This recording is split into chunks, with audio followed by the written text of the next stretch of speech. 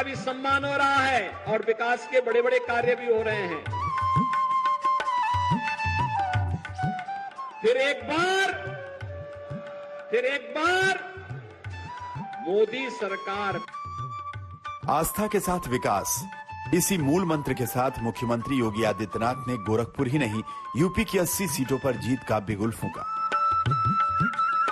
आज तक की चुनावी यात्रा वंदे भारत में आज तक संवाददाता कुमार अभिषेक ने लखनऊ से गोरखपुर तक का सफर तय किया और अब वो गोरखपुर के जमीनी हालात और 2024 के चुनाव में जनता का मूड भांपने निकले हैं। तो वंदे भारत चुनाव एक्सप्रेस की हमारी यात्रा गोरखपुर पहुंच चुकी है। जी हां, गोरखपुर बीजेपी का सबसे मजबूत गढ़ बन चुका है। 1989 के बाद से अगर 2019 के अपवाद को छोड़ दें तो बीजेपी यहां पर काबिज रही है और सबसे बड़ा अगर किसी का कंट्रीब्यूशन माना जा सकता है तो मेरे पीछे ये गोरक्षनाथ पीठ मठ है और इस मठ ने पूर्वांचल में न सिर्फ बीजेपी को स्टैब्लिश करने बल्कि बीजेपी के इस दुर्ग को अभेद्य बनाने में अपनी बड़ी भूमिका निभाई है।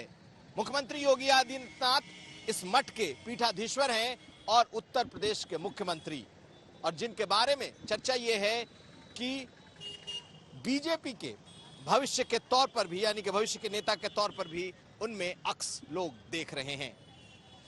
तो क्या है मूड गोरखपुर का और गोरखपुर की सियासत क्या कहती है, हम आपको बताएंगे। 2019 के आम चुनाव से पहले प्रवीण निषाद बीजेपी में शामिल हो गए और रवि किशन ने बीजेपी के टिकट पर चुनाव लड़ा।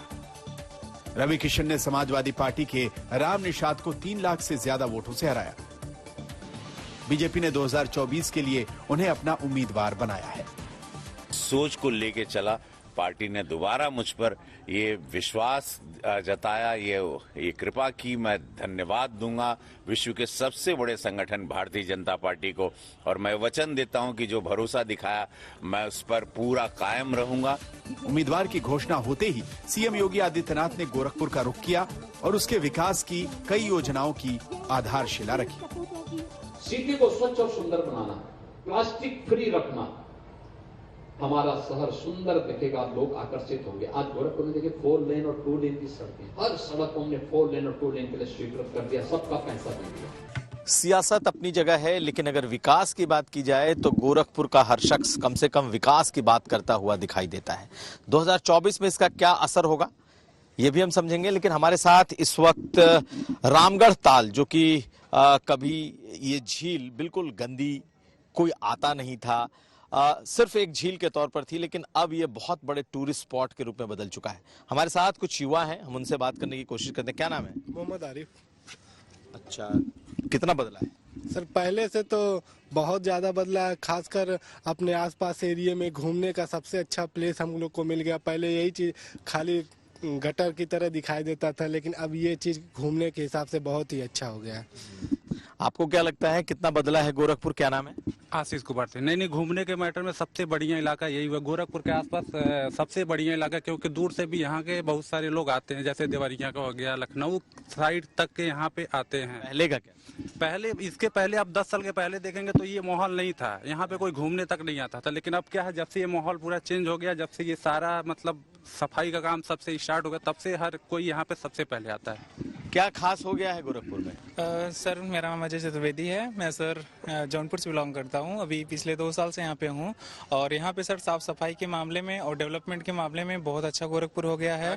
और यहाँ की गलियाँ आप नगर निगम को भी देखेंगे, साफ सफाई को भी लेकर बहुत अच्छा है। और यहाँ पे दार्शनिक फिलॉसफी हम लोग दर्शन करने जाते हैं मंदिरों में, आस्था स्वभाव विष्णु मंदिर, आरोग्य मंदिर, गोरखनाथ मंदिर, बहुत ही अच्छा साफ सफाई और बहुत ही लीन एंड क्लीन सिटी हो गया गोरखपुर।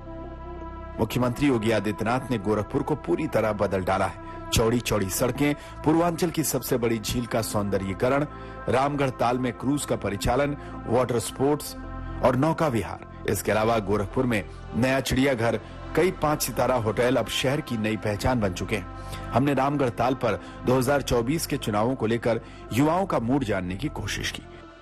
लग ये बड़ी सिटी में जो नाम होता है गोरखपुर का, वो गोरखपुर नहीं रहा, अब बदल चुका है। अब बहुत ज्यादा ही विकास गोरखपुर में हो रहा है। चाहे आप रोड की बात करें, चाहे आप मतलब घूमने टूरिस्ट में बात करें। यहाँ पे देखिए नौका विहार के लोग, हम लोग रिलायंस के कंपनी से हैं। हमको गोरखपुर में सबसे बढ़िया जो लगा प्लान किया गया हमने, तो नौका विहार का किया गया। क्यों? क्योंकि है अच्छा। बताइए 2018 में भाजपा हारी थी, है ना, और उपचुनाव हार गई थी। उसके बाद खैर बहुत बड़े मार्जिन से दोबारा जीती है।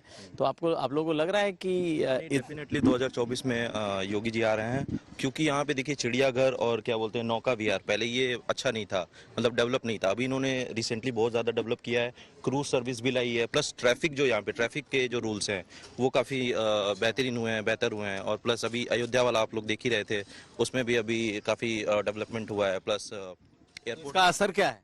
असर यही है कि 2024 में योगी जी आ रहे हैं और मोदी जी भी आ रहे हैं। वो आएंगे, उसमें कोई डाउट नहीं है। योगी जी बता रहा हूँ गारंटी के साथ, उनका इतना क्रेज बढ़ चुका है। पूरे यूपी की बात छोड़ दीजिए, पूरे भारत की बात करिए, यहाँ तक कि अब कहीं भी दूसरे प्रदेश की बात करते तो भी कहते हमको अगर कोई सीएम चाहिए तो योगी चाहिए। इतना क्रेज है योगी जी का। जैसे टूरिस्ट प्लेस बनाने से बच्चों का भविष्य नहीं बनता है। अभी देखेंगे 17-18 को पेपर हुआ था पुलिस का, इतने कड़ी शासन के रहने की वजह से पेपर लीक हो गया, हुआ ना, तो क्या फायदा है। ऐसे कि बच्चों को भविष्य बनाना है तो हम योगी जी से अनुरोध करेंगे। टूरिस्ट बना बहुत अच्छा है, ये मुंबई दिल्ली की तरफ बन रहा है, अच्छा लग रहा है, घूमने में अच्छा लगता है। थोड़ा इस पे शिक्षा पे ध्यान दें, बच्चों का भविष्य है। कौन सा पेपर नहीं लीक होगा ये बता दीजिए आप हमें। नौकरी सब सोचता है हमको सरकारी नौकरी मिले। प्राइवेट में अगर मेहनत करेंगे तो प्राइवेट में अच्छा पैसा है। ये बात नहीं कर रहा हूँ कि मेरे सरकारी में ही पैसा है, लेकिन सबको सरकार नौकरी नहीं दे पाएगी ना। कोई भी सरकार थी, सब नौकरी कोई नहीं दे पाया है। नहीं, लेकिन रोजगार बढ़ाना चाहिए, क्योंकि रोजगार बढ़ने की तुम्हारी बात सहमत हूं। यही चाहता कि हमको अच्छा रोजगार मिले, अच्छा काम मिले, फिर हम अपने फैमिली को चलाएं उसी से। ऐसा नहीं, सबसे जरूरी देखिए, सारे लोग प्राइवेट नौकरी नहीं कर सकते। नहीं, गवर्नमेंट में भी नौकरी देना जरूरी है, प्राइवेट में भी नौकरी देना जरूरी है।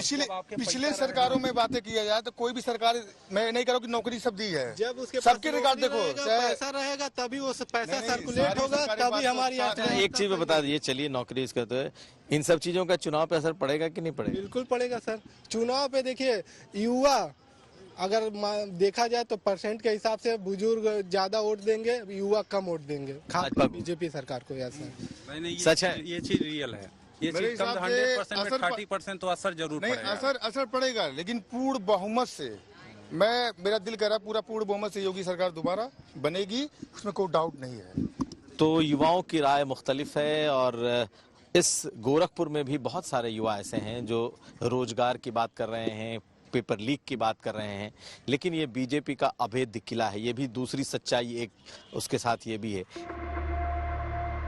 जहां रोजगार को लेकर युवाओं में बहस छिड़ी है, वहीं गोरखपुर में इस बार जोरदार टक्कर होने वाली है। दरअसल एक तरफ जहां बीजेपी ने फिर से भोजपुरी एक्टर रवि किशन को अपना उम्मीदवार बनाया है, तो उनके सामने समाजवादी पार्टी ने भोजपुरी एक्ट्रेस काजल निषाद को उतारा है। काजल निषाद आक्रामक अंदाज में बीजेपी सरकार पर हमले कर रही हैं। किसी भी गांव में जाकर मैं पूछती हूँ कि पढ़वैया लड़का लड़की हो कि घर में 10 साल हो गए केंद्र के सरकार के और 7 साल हो गए योगी जी की सरकार के, तो बताई कि केहू के आपके गांव में सरकारी नौकरी मिलल बा भारतीय जनता पार्टी की सरकार में? एक हाथ भी नहीं उठता है। क्यों? जब मोदी जी कहे थे 1 साल में 2 करोड़ रोजगार मिली, 1 साल में 2 करोड़ नौकरियां मिली, नौकरियों के लिए आवेदन लिए भी जाते हैं प्रति वर्ष, और उसके लिए मोटी मोटी फीस भी ली जाती है। उसके बाद किसी न किसी बहाने से परीक्षा नहीं होती है। परीक्षा हो भी जाए तो रिजल्ट घोषित नहीं होता है। रिजल्ट घोषित हो भी जाए तो भर्ती प्रक्रिया को कोर्ट कचहरी के माध्यम से लटकाया जाता है। इस तरह से हजारों लाखों युवाओं के साथ ये सरकार खिलवाड़ करने का काम कर रही है। लेकिन बीजेपी तो लगातार जीत रही है ना। रवि किशन को चुनौती देने वाली काजल निषाद आखिर हैं कौन? काजल निषाद ने लापता गंज जैसे कॉमेडी शो में काम किया, तो कई भोजपुरी फिल्मों में भी अपनी छाप छोड़ चुकी हैं। शादी ब्याह उनकी पहली भोजपुरी फिल्म थी। गोरखपुर में जन्मी काजल निषाद के पति संजय निषाद भोजपुरी फिल्मों में प्रोड्यूसर हैं और गोरखपुर के रहने वाले हैं। उन्होंने राजनीतिक करियर की शुरुआत कांग्रेस से की। कांग्रेस के टिकट पर उन्होंने 2012 में गोरखपुर ग्रामीण से विधानसभा चुनाव लड़ा, लेकिन हार गए। 2021 में वो अखिलेश की समाजवादी पार्टी में शामिल हुई और 2022 में कैंपियरगंज सीट से चुनाव लड़ा। इसमें भी उन्हें हार का सामना करना पड़ा। समाजवादी पार्टी ने गोरखपुर में मेयर पद के लिए काजल को प्रत्याशी बनाया था, लेकिन ये चुनाव भी वो हार गई और बीजेपी पर वोटों की गिनती में गड़बड़ी के आरोप लगाए। जनता का यहाँ निष्पक्ष चुनाव नहीं हो रहा है, पारदर्शिता वाला चुनाव करा के देखे ना, बैलेट पेपर से चुनाव करा के देखे ना। क्यों चंडीगढ़ का चुनाव कैसे किया इन्होंने, मेयर वाला कैसे धांधली की है? फिर सुप्रीम कोर्ट तो बैलेट से ही हुआ फिर तो नहीं, हाँ तो फिर तो हुआ ना। बैलेट में भी तो धांधली हो गई। हाँ, तो बैलेट में भी धांधली हुई ना। सुप्रीम कोर्ट ने फटकार लगाई भारतीय जनता पार्टी की सरकार को, शर्म नहीं आती है। मोदी जी ने कहा था कि डूब मरे मेरे भारत की सरकार, डूब मरे। आज जनता यही जो जुमला है इनका, जनता यही उनको देने का काम कर रही है। मेरे चुनाव में, मेयर चुनाव में भी जनता के साथ धांधली हुई, वोटों का यहाँ वहाँ गिनती कर दी है। लाइट बंद करके तुरंत 1 लाख वोट की बढ़त प्रत्याशी भारतीय जनता पार्टी के प्रत्याशी की कर दी गई। काजल निषाद जीत के दावे कर रही है, लेकिन तमाम आरोपों और जीत के दावों के बावजूद गोरखपुर में बीजेपी को शिकस्त देना बेहद मुश्किल दिख रहा है। इस बीच 12 मार्च को पीएम मोदी ने 10 नई वंदे भारत ट्रेनों को वर्चुअल हरी झंडी दिखाई। वहीं 4 ट्रेनों की यात्रा का विस्तार किया। उसमें से गोरखपुर से अयोध्या होते हुए लखनऊ तक जाने वाली वंदे भारत ट्रेन को प्रयागराज तक चलाने की औपचारिक शुरुआत कर दी गई। इससे गोरखपुर 2 बड़े धार्मिक शहरों अयोध्या और प्रयागराज से जुड़ गया है। तो गोरखपुर का सियासी मिजाज क्या है, 2024 में क्या होगा? वंदे भारत चुनाव यात्रा के अपने इस पड़ाव पर हमने ये समझने की कोशिश की कि 2024 में गोरखपुर का सियासी मूड क्या है, क्या होगा 2024 में। अब हमारी ये यात्रा गोरखपुर से अयोध्या धाम जा रही है और हम वहां आपको बताएंगे कि अयोध्या में लोग क्या सोच रहे हैं। तो वंदे एक्सप्रेस की यात्रा अब मिलेगी आपको अयोध्या में।